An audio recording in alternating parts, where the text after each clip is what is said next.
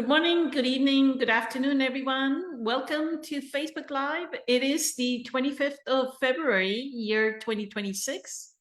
Welcome, and I'm hoping everyone is having a fantastic day. Let me welcome our panel today. We have Lakshmi with us. Lakshmi is part of a core group of meditators, as well as she leads a workshop whenever we host the workshops. She leads sessions in mantra chanting.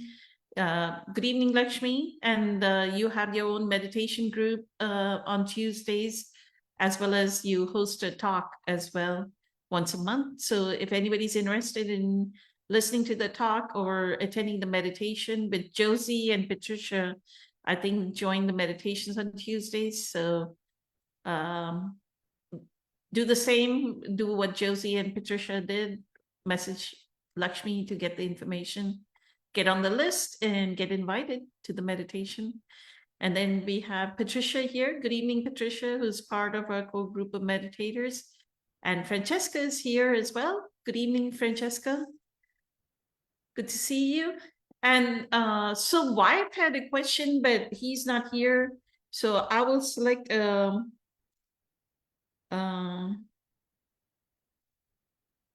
question. So these are questions that either I've heard on Eckhart's Teacher of Presence course, or one of Eckhart's questions, or it may be a Dr. Joe question. So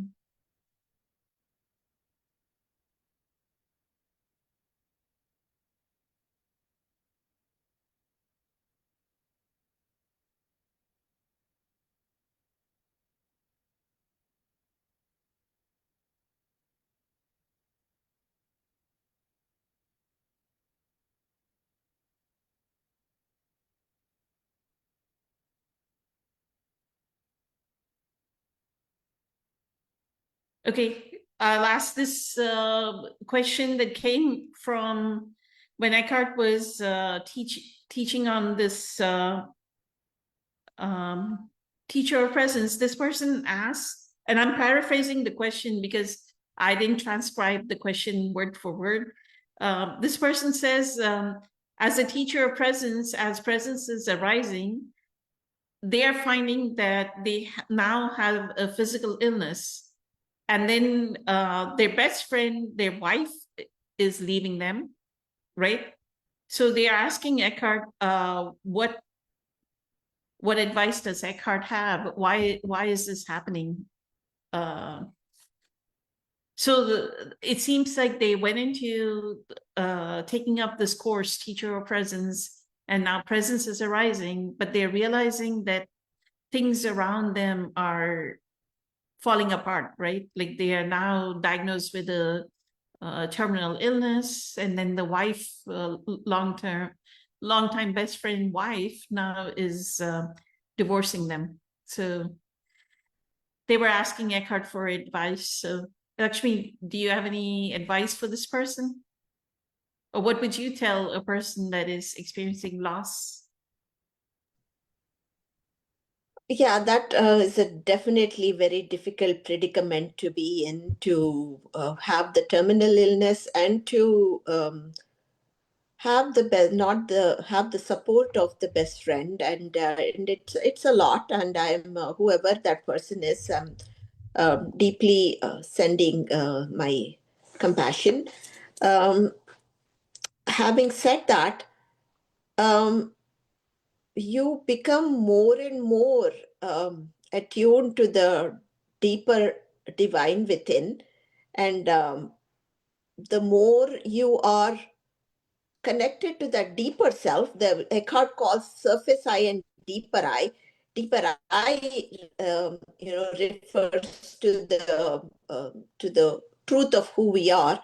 So the more aligned we are to that deeper eye, we start looking at everything as an observer, because um, it is definitely painful, but at the same time you start being this observer and also know that this body and is not a permanent thing. It's something that we just borrowed for this lifetime and then we will leave it behind. So your all of this impermanence is just falling away, and that if he stays truly aligned to his practice and start practicing uh, the presence, because I heard once a questionnaire ask Eckhart that he lost three of his sons in a drowning accident. Yet there is something in him that feels very, very peaceful. But yet he questions himself, saying that, is it wrong to be feeling this peaceful when I've lost three of my kids? Um, so that person is truly aligned to his deeper self, where he feels that his sons have not gone away anywhere. They're always with him.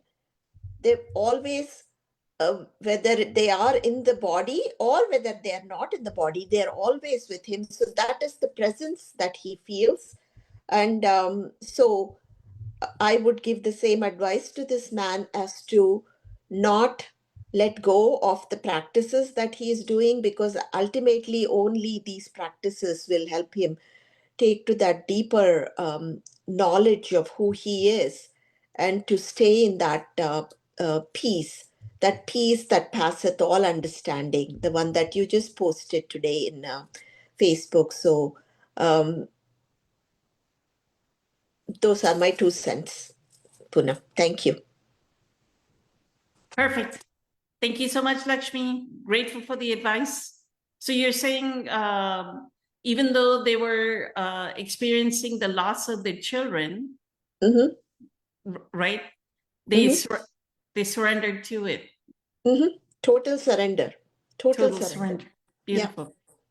yeah. Perfect. And I think that is the advice that Eckhart gave this person as well. Let me see what Patricia has to say. Go ahead, Patricia. Thank you. Eternally grateful, Lakshmi. Thank you. Always perfect wisdom. Yes, I absolutely agree with Lakshmi. That's exactly the angle I would go for. Compassion to the human experience of it, but also aligning yourself with that true essence. And that's the strength and lesson. Absolutely. Surrender to what is. And like Eckhart says, whatever is going on in the present moment, that's the best circumstances that can bring us to presence, to the awareness, to the alignment. So that's what was needed.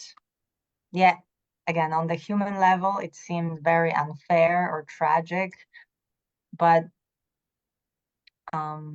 I think I heard that somewhere, and I experienced it too. The minute I really started looking for a better way to live, a lot of things fell apart for me on the outside, and it was shocking. But that's what happens, I think. Whatever doesn't fit is just going away. And sometimes it is the closest people, relationship, death, disease. This is what happens. And what helped me is, I mean, it helped, a lot of things helped me. The grace that allowed me to listen to the truth from Eckhart, from Dr. Joe, from all of you, that everything happens for a reason, and we might not know the reason, but this is the most important part for us. Our job, our single job, is to stay in the present moment. That's the best we can do. And that's all our efforts needs to be concentrating on it, because ego tries to put the star up, poor me, why does it happen to me? See, all that present work didn't pay off. Instead of having a happy life, now you suffering. You know, it's all those stories that ego tries to sabotage the work, and it's important to know that. And I remember also April talking about the soul contracts, so that what helped me a lot too, like reframing the experience by saying, by believing that I chose this. That this is like empowerment, because I, as a soul, chose this experience, this lifetime, and the lessons that it brings me are the best lesson. I chose this. So then it's like, okay, I don't have anybody to blame, to fight, to victimize myself. It's just, there was a reason why I did it. You know, people that are in my life are here also to either love me or teach me a lesson that I need to be open to receive. So that's right there. It's a spiritual practice that he was offered, and just surrender to it and stay in the present moment by continuing meditations. Because look what happened. Even the testimonials from Dr. Joe, people were diagnosed with complete terminal illnesses, stage 4 cancers. Things like mind-blowing are happening to them after meditating and going 100% in. Just so maybe that's what's you know, the road that is there for that person to follow. Thank you. Beautiful. Thank you so much, Patricia. And grateful for the wisdom, Patricia. I remember, I think it was Oprah's webcast on A New Earth, and it may have been his talk on chapter 3 or chapter 7, that Eckhart talks about. He didn't talk about during when he was responding to this person. He did not talk about it, but he says in that explanation, he says, when we experience a loss, right? When we experience a loss, it's almost like it's like somebody's weaving in the tapestry. There's like gashes in the tapestry, right? There's a beautiful tapestry and there are gashes in the tapestry.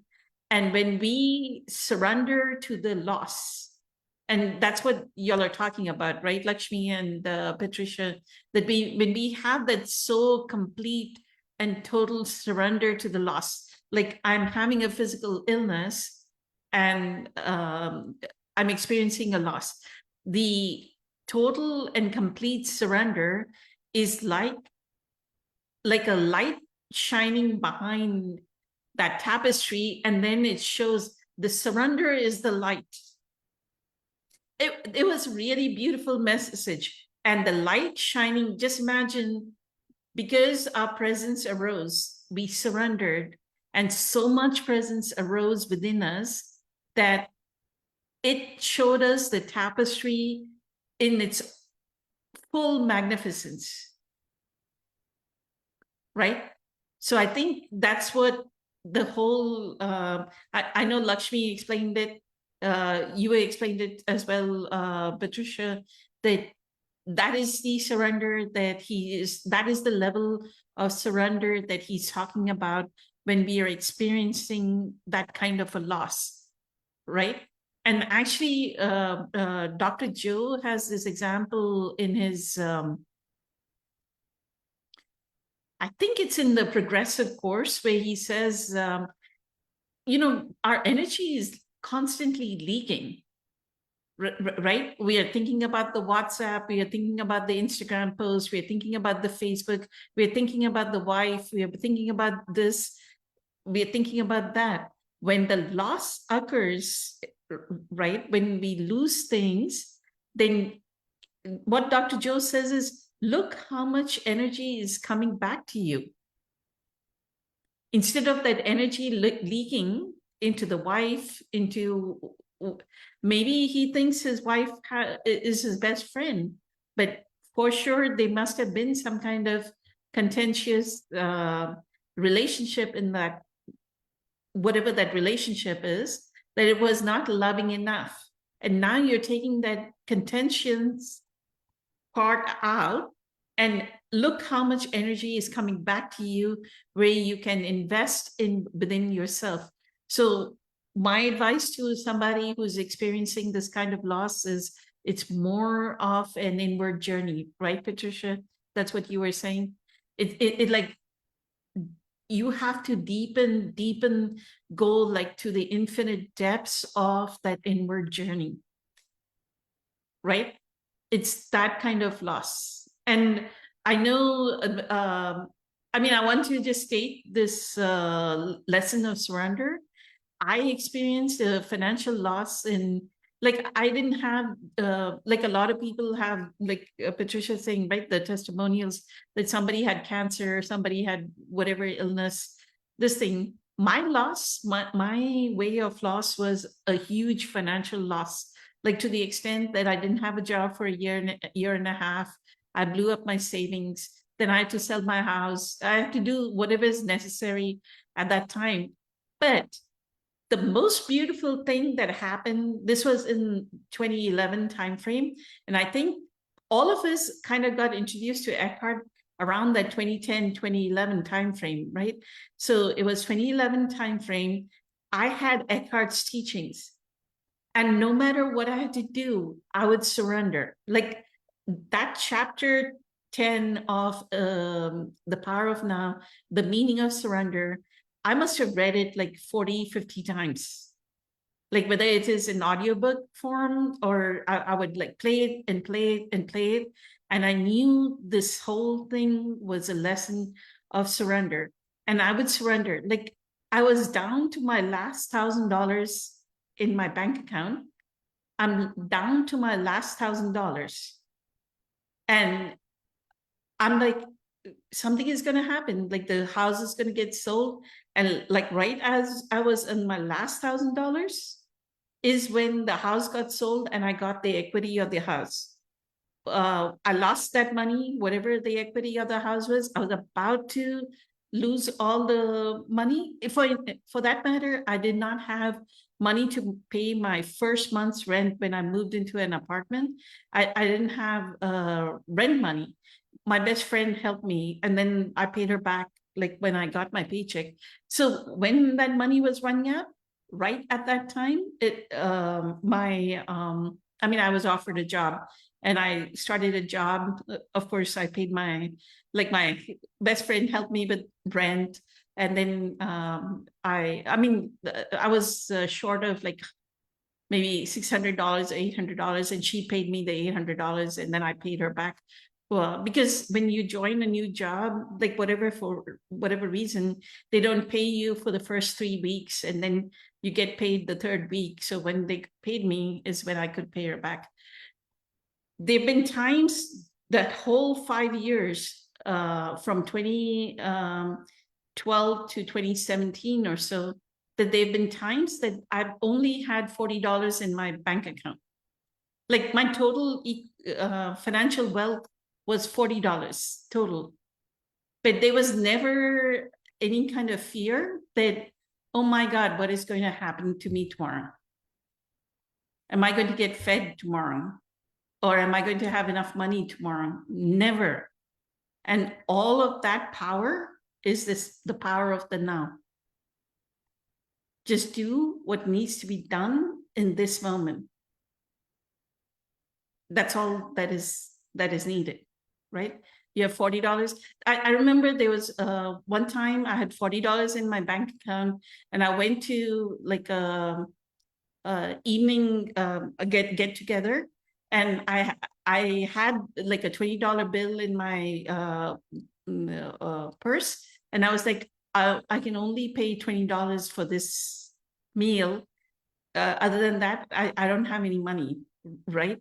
So I went, and exactly that meal cost me $20, and I was able to save without any expressing anything to the people around me, my ex co-workers who I was meeting for like the evening get together. I was able to pay my restaurant bill, like with the tip, the meal and the tip. So it's that beautiful. The surrender is that beautiful. That's what I want to bring up to everyone. And things change, right? Things shift. Then you get a better job. Then you get a better, as you keep surrendering, you get better things. So, Francesca, did you want to weigh in on the same thing? Thank you. I think I'm probably going to repeat most of what everybody said so far, all you guys. Really, it's an opportunity to surrender and to go deeper than you ever have or than you could possibly imagine into this journey of becoming present. And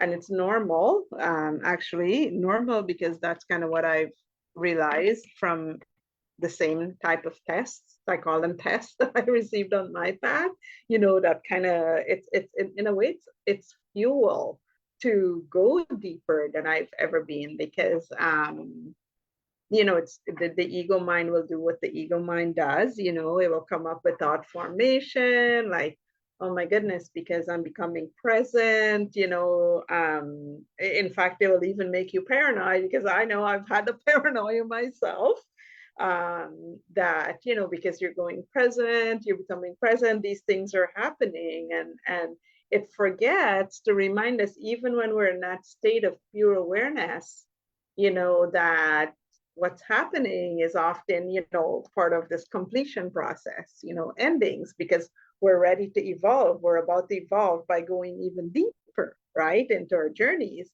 into self-realization, becoming more fully present with our physical bodies, for example, right? In the case of illness, like, my God, until the universe literally put me on the ground, kicking and screaming, I wouldn't have even, recognized that, there were times when I was becoming identified with my mind, even though I was connected to my inner body, I wasn't really connected, because I wasn't really allowing myself to deepen as deep as I was aware that I was supposed to go.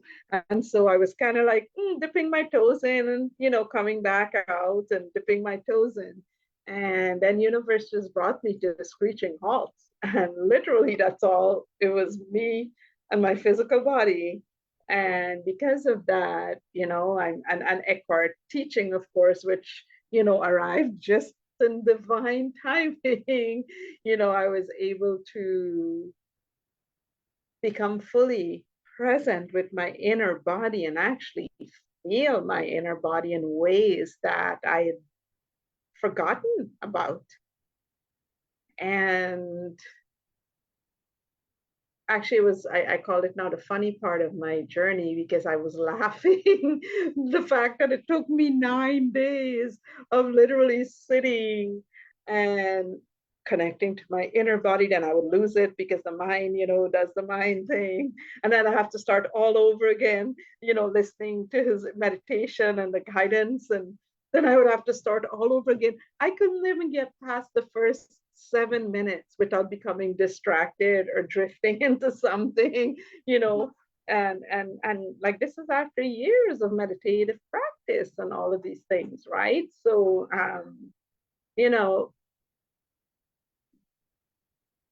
my daughter, sorry, my daughter's asking me like 50 times if she looks good, and she's changing outfit. She's 14, so all 50 times I keep saying yes.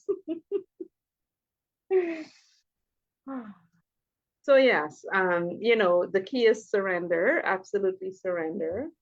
And becoming fully present is an opportunity for you to witness the areas within yourself that is not fully present, like in relation to, you know, physical illness, or doesn't matter which illness it is. That's designed to really, it's going to break you in the process. I'm not going to lie. When you're going this deep, it will crack you wide open. And part of that cracking open will actually be things like relationship endings and you know, your most precious relationship. You know, it's designed to show you the areas within, you know, your states of consciousness where you become entangled, how you become entangled, any dependencies that you have. You know, literally it's designed to iron all of those things out so that you can become fully present and whole. So I recommend just being mindful with, you know, the mind formation around it, trying to deter you from the path by, you know, because I'm aware that at the beneath that those thought formation, there's a subtle fear that will start to arise, you know, that is designed to deter you from the path. Like there was a point where I became paranoid, and this is going to sound funny, but it is true, where I became paranoid about stillness. Oh, wow. I mean, I laugh at myself now, but yes. So, you know, the Buddha said the ego will test you to the death.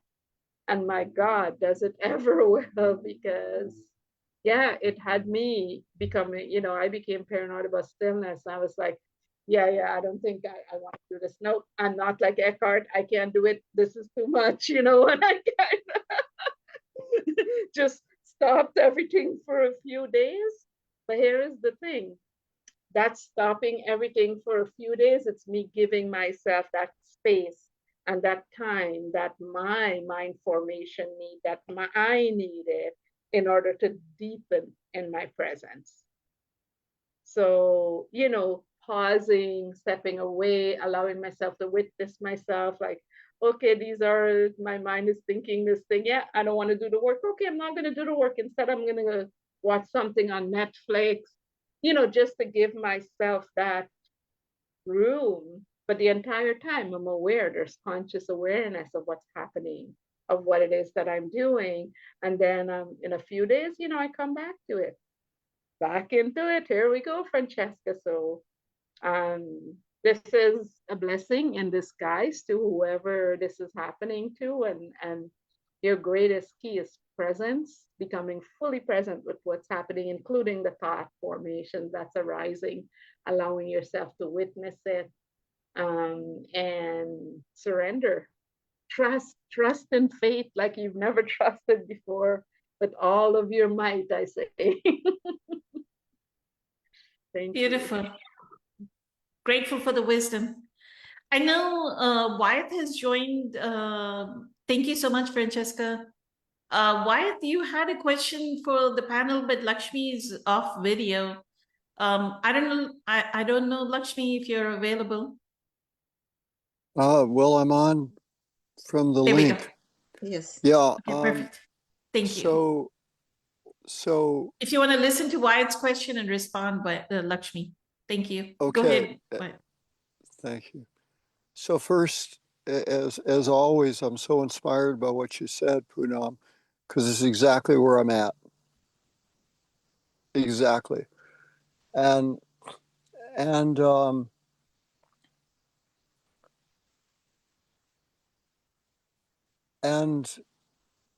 so for me, it's about living in the moment, and everything falls into place. I don't need to get all my ducks in a row because I'm not committed to risk and grow. I actually am committed to risking and growing. And I'll tell more about this thing because it came up last Friday's call. I'll mention it this Friday. But what you had to say, Poonam, is for me all about living my life and not micromanaging anybody else because of some fear that I wasn't enough when I really am. Yeah. And so the question I had for tonight's call is, you know, it's wonderful. The answers just show up when they show up. It had to do with something I wrote to you about, and you responded about relativism. And yet I'm going to like give you what I discovered, what was like the game show, which I don't watch them. They give you the answer first and you figure out the question. But for all of you, that I've accepted that I don't need a form of any religion or anything like that in terms of living the best life I can live.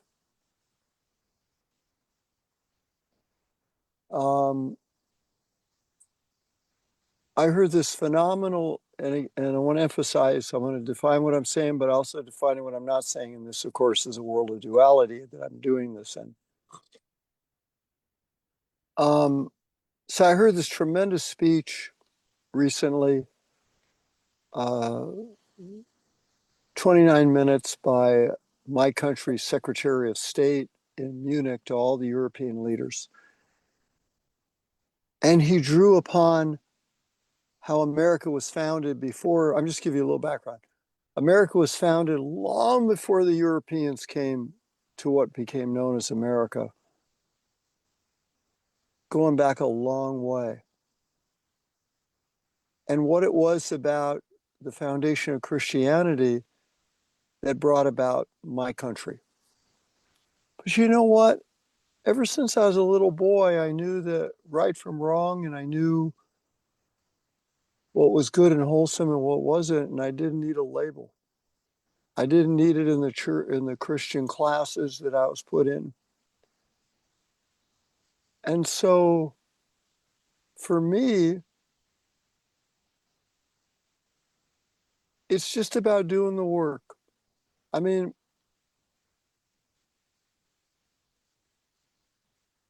my ego wants to create an identity and literally harness Someone is at credit. the front door, so I'll come back. I'll come back. Sure. Thank you, Lakshmi. What? Okay. I don't know what that was about. So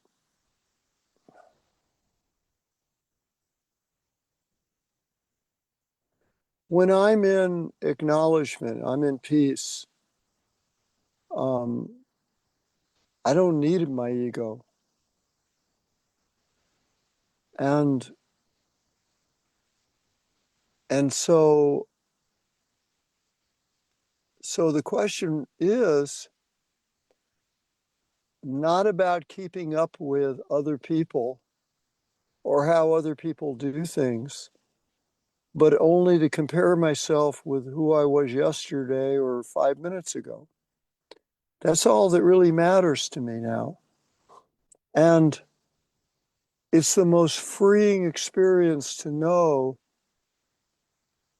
that I no longer need to sell myself out to anyone else. No one else's idea for life. Like you mentioned, you're down to $40. I'm not worried about all the money I owe. I got this idea I've been given from within to do something that's really, really needed and wanted in an industry. And Do my you only have a question? Do you have a question, Wyatt? Because I need to go. Oh, okay. So talk to me about relativism, how you see relativism. Okay, What do you mean by relativism? yeah, I don't Well- know. I've never heard about it. Well, I looked it up before I wrote to Poonam a week ago to make sure I knew what I was talking about. And the way it's used a lot here in America and in Western civilization, it's about how we can look for the common thread between all peoples, all groups, all religions or none, and not have to put people in a box, because I don't want to be in one. And the only answer I could come up with, and I can read it to you unless somebody wants to look it up. I'm just going to go off here for a second, but I'm still on the call. So I'm gonna pull that up right now for you, and thank you for doing that. Okay, relative, IVISM. Okay, definition.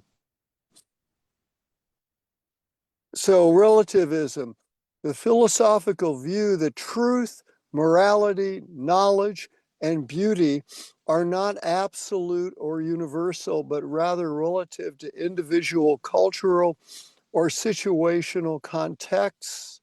It asserts that no single viewpoint is inherently superior, meaning beliefs and actions should be judged only within their specific framework.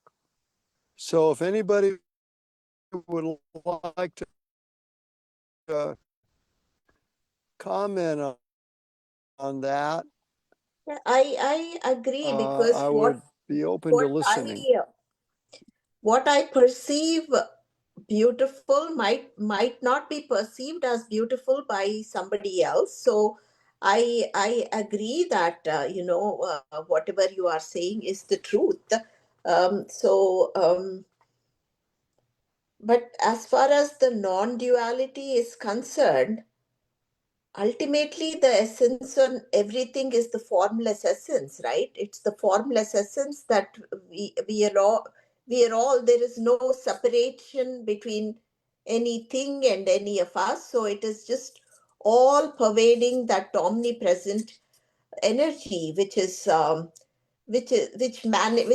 all the forms, which so yes, this when I am in my surface, the surface I might perceive something as ugly, something as beautiful, something as whatever aromatic, but maybe my friend doesn't see it the same way as I do. So yeah, I totally can relate to that. But as far as the non-duality is concerned, the essence in everything ultimately is the essence of God. So it Yeah. doesn't matter how I look at it or how my friend looks at it. So yeah, if anyone wants to talk about it, they're more than welcome. Thank you. Thank you.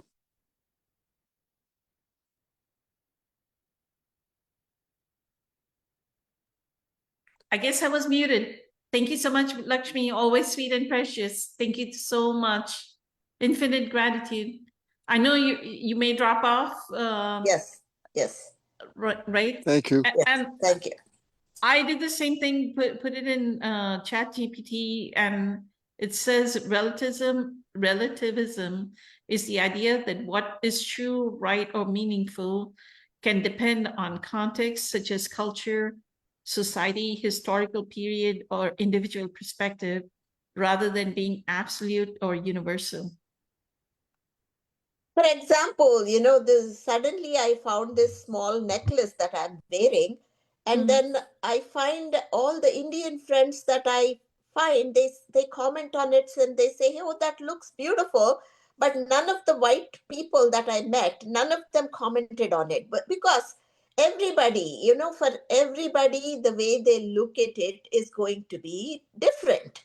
So it's all, as this little surface eye, we go through all that. So Example. That's a perfect example that maybe in the Indian culture, the finesse of how the goldsmith would have put Yes. together that Yes. gold. Yes, necklace. absolutely. Like, Absolutely. they're admiring that, but Yeah. people in the West don't understand that somebody by hand Yeah. created that necklace, Yes, absolutely. Yeah. right? So, Mhm. like a lot of Indian jewelry, like a lot of Indian women that wear a pure gold jewelry, it's like handmade. Like people don't understand that you have to recognize. You know, the reason why I started to admire handmade things is Eckhart talks about, like, he uses watches that are Watches. handmade, right? They are expensive watches, but he likes the one where the watchsmith may have put the things together, like the gears together, and created the tick, tick, tick, tick. It makes a sound, right? So, yeah, I would agree with Lakshmi on the relativism of everything. That it depends on your context, right? Yeah. Of how you interpret what reality is. Yep. But I would also take you back to one thing, why one thing is for sure. One thing is for sure is that we are conscious. Mhm. Yeah. And there is no religion that is required for it. There is no priest required for it. No pope has to tell me about it. No president of a country has to tell me about it, right? Right. So one thing is for sure. If he were to ask any spiritual leader, what is one thing that you are sure of? The one thing that they're sure of is that they're conscious, Mm. that there's awareness, right? Mhm. And that's what we are here to. I love the Buddhist term cultivate. That's what we are here to cultivate, is more, how can I bring more and more of that consciousness into this world? Yes. How can I be more and more self-aware at every moment, no matter how the world is impinging upon me? How can I be more and more aware? Right? The relativism, trying to figure out things. I don't need to figure anything out. All I need to do is be more and more aware. With that, I'll ask Francesca, and if Patricia comes back on the video, I'll ask Patricia as well. So Francesca, you want to talk about this relativism? Actually, I I saw think, you taking down notes, so. oh no, I was typing when you guys started. I was writing, looking at the meaning, the Google meaning of relativism. But I think Lakshmi actually nailed it beautifully, right? Really, I'm not too sure how much more I can add, because like all you guys have shared so far, it's based, you know, how someone sees something, it will always reflect their own states of consciousness, right? It's based on in relation to where they're at, and where they're at is based on their upbringing, their beliefs, you know, limiting or not, you know, it's everything that shaped that part of the subconscious mind is what's going to show up.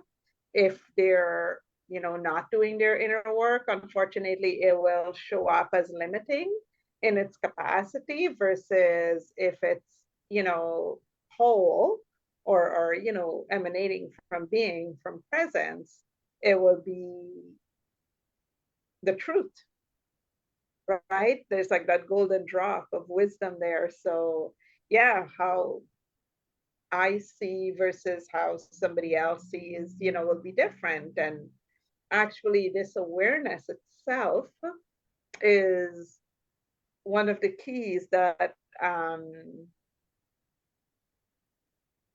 I used in my cultivation in relation to how I show up. For example, you know, when I'm conversing with my sister, right? Mhm. Before she started her inner work,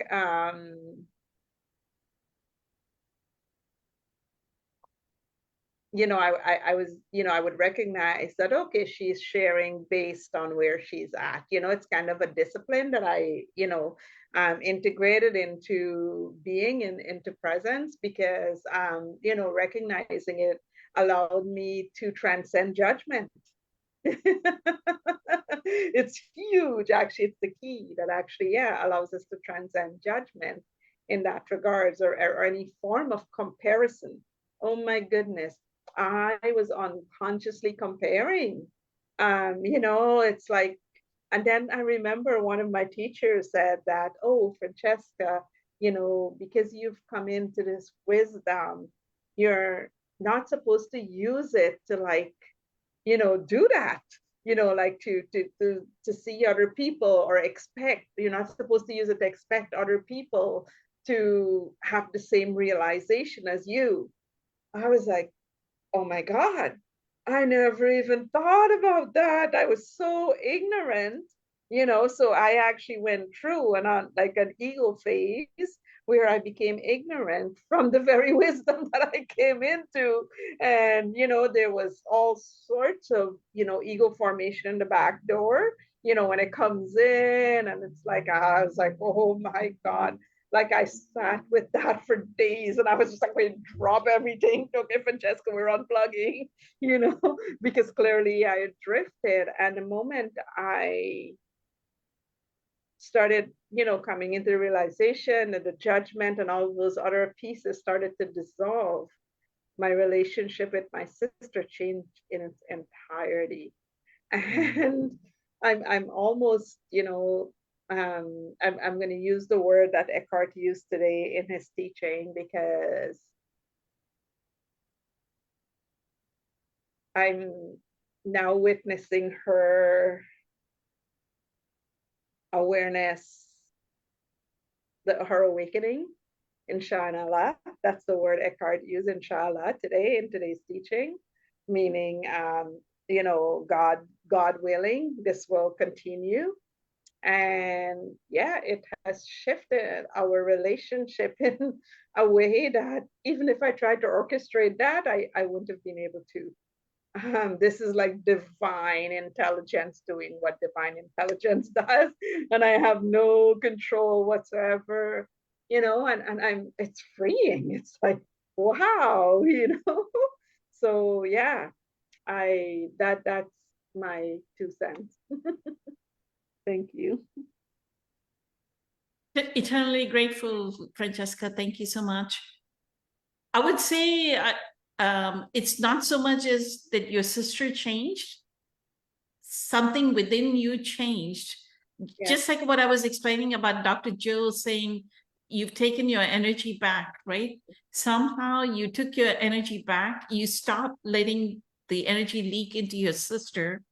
And the moment you took the energy back, you cut the cord. Like sometimes April and Lakshmi also talk about cutting the energetic cord, right? Somehow you energetically cut that cord with them, and because of that, they shifted. Yes, absolutely. Yeah, for sure, it was me on my part. And then all of a sudden she was there asking, for advice. And even that, I was like stunned, because I was scared to, I went through that little, oh my God, okay, she's awake, and then I don't want to say the wrong thing to derail it, because that's what I want for her, right? So yeah, it's been interesting, like so much learning from. Beautiful. Yeah, thank you. So thank you. Yes, absolutely. Thank you so You're much. right. And Josie joined us online, and Sri Lakshmi is online with us. So grateful, infinite gratitude to both of you for joining us, and Edith joined as well. So hello, everyone. And with that, I'll hand it over to Patricia if she has any wisdom to share, additional wisdom. Patricia, so good to see you again. I actually have a question. Are we sharing our experience with relativity, or I'm not sure where the question came from? Like, just kind of observing how in our life that Sure. plays, because it exists. I mean, honestly, I heard first time about it on Yeah. when I was in school and was learning about, physics and astronomy and Einstein theory of relativity. So depending from your point where you're at, things can be moving, or like, it's the relationship to of the observer to the what they observe. So the relationship, and Sure. so that's where it first appeared in my life. And since then, of course, I notice it. Depending if I'm a mother and I'm looking at my child in relation to me, I have certain feelings, but my daughter, like, is not a daughter to anybody else except my husband, obviously. So for anybody else, like, so that's why I think it's also called relationships, because we are in specific relationships. So in one relationship, I'm the mother, but in the other relation, I'm the daughter. So Mhm. depending on who I'm relating to, and Yeah. everything changes. So, and like Poonam said, Lakshmi, the only thing that is one with everything is consciousness. So there's no like Mm. relating, and I guess in the 3D reality there relativity is everywhere, absolutely everywhere. Versus the consciousness, the oneness. That's the more laws, like the lower we get, and energy wise, there's more laws that we have Right. to obey. But the higher, there's only one law, and there's oneness. There's nothing to relate to, in a sense. So, Mm.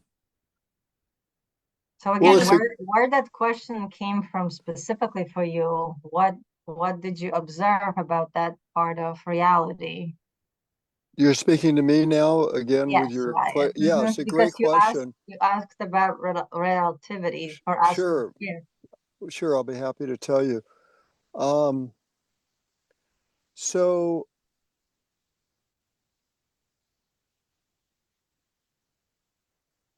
so I don't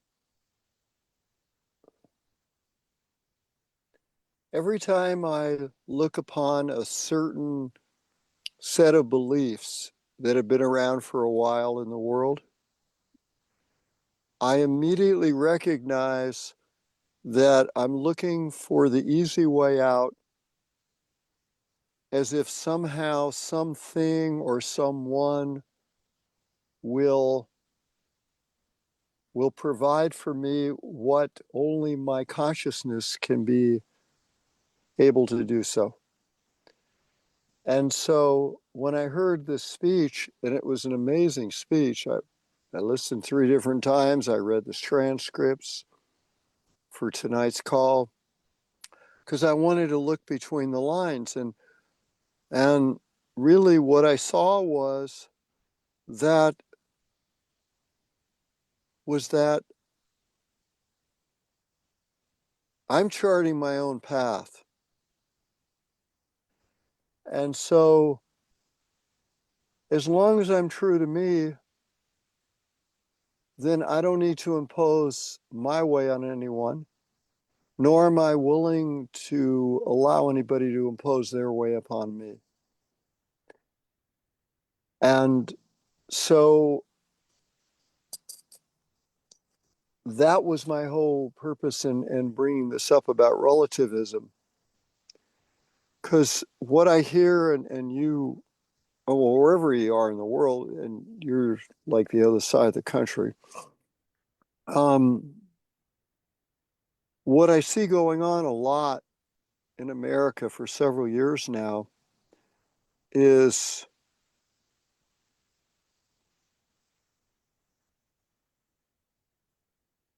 that more and more people are really like the kind of upbringing I had, where there's this way or there's that way, It's my way or the highway. There's the right way, the wrong way. And as my dad used to say, son, there's no room for your way. Well, pointing his finger in anger. But that's all in the past. So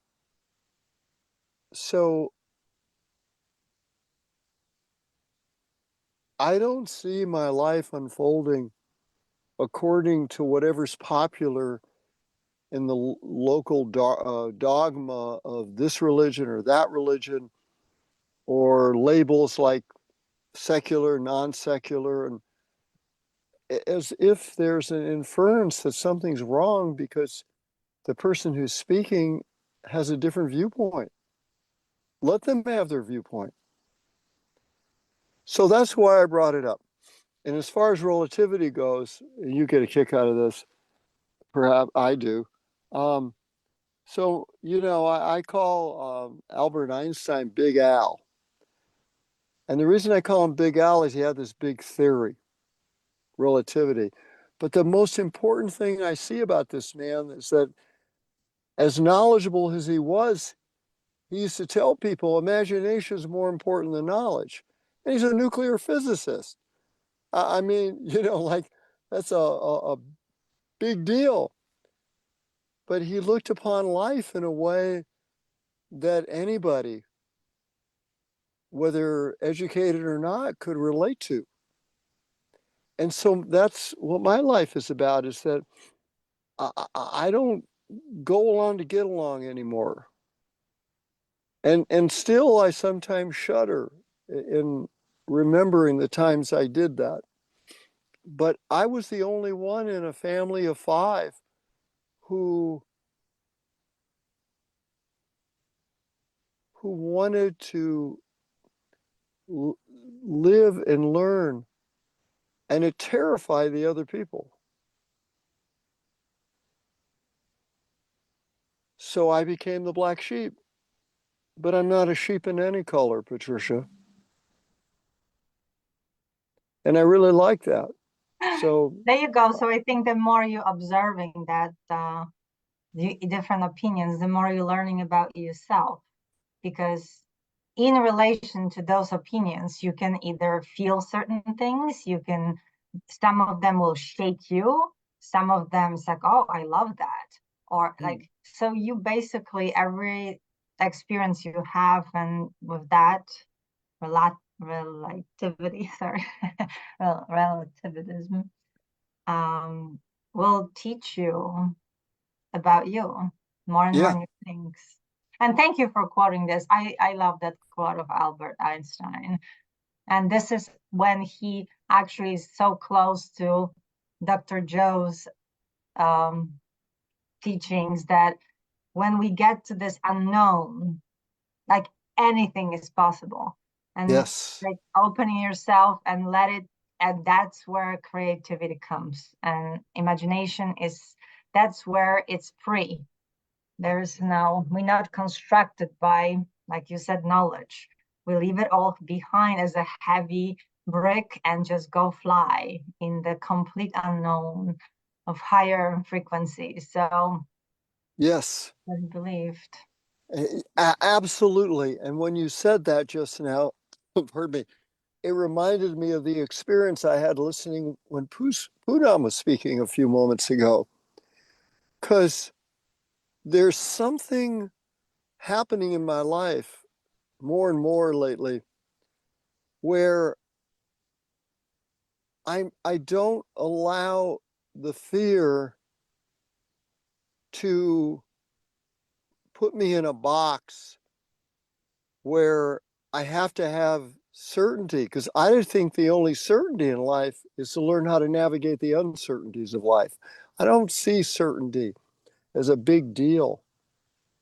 And I'm practicing it a lot around this situation with my older sister,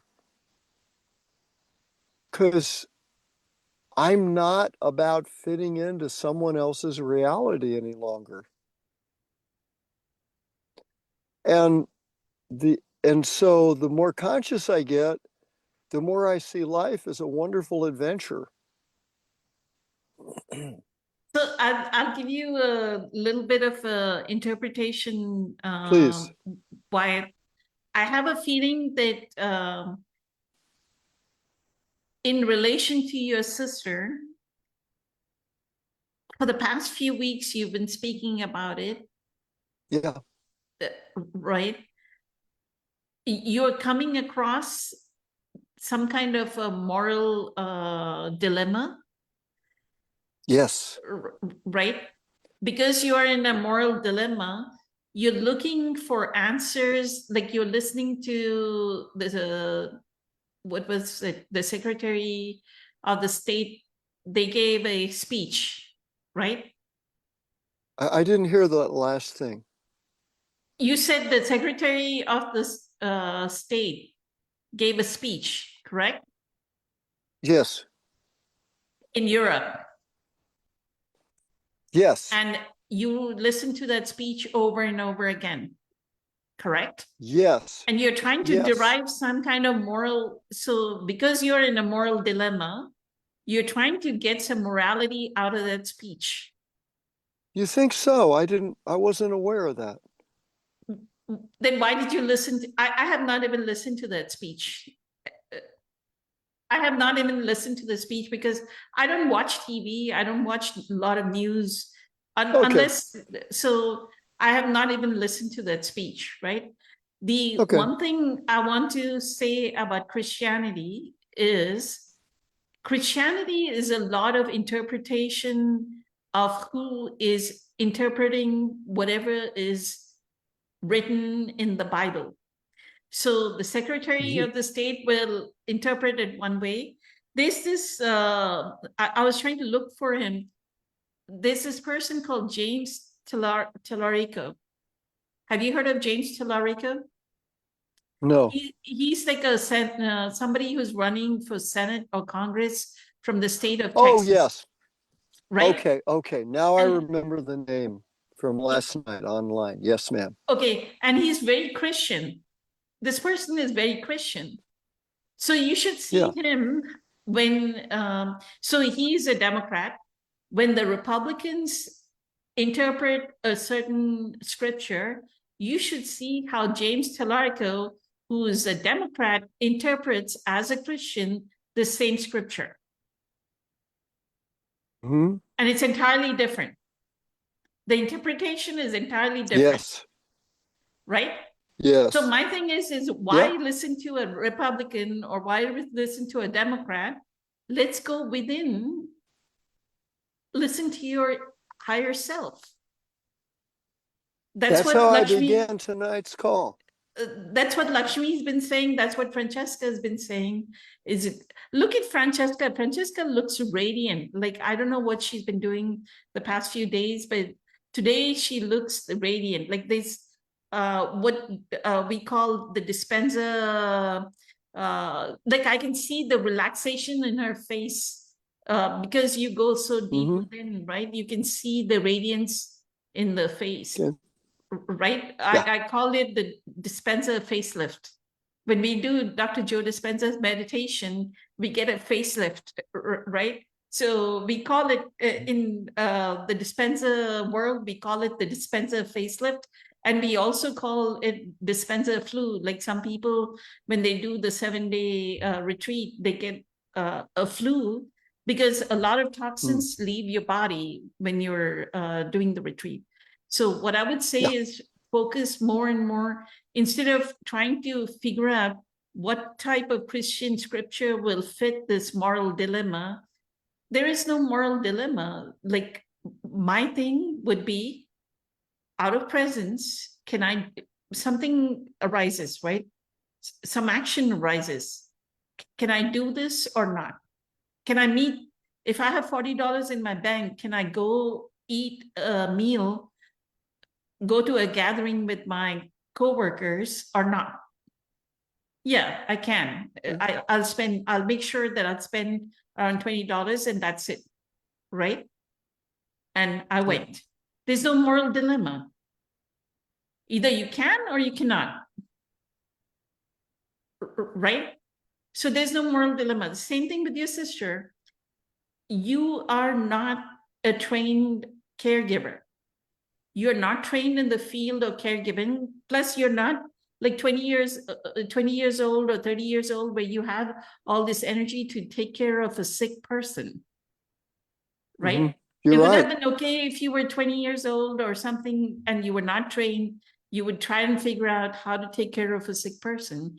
You're not at that age. Right now, your age is to go do your inner work.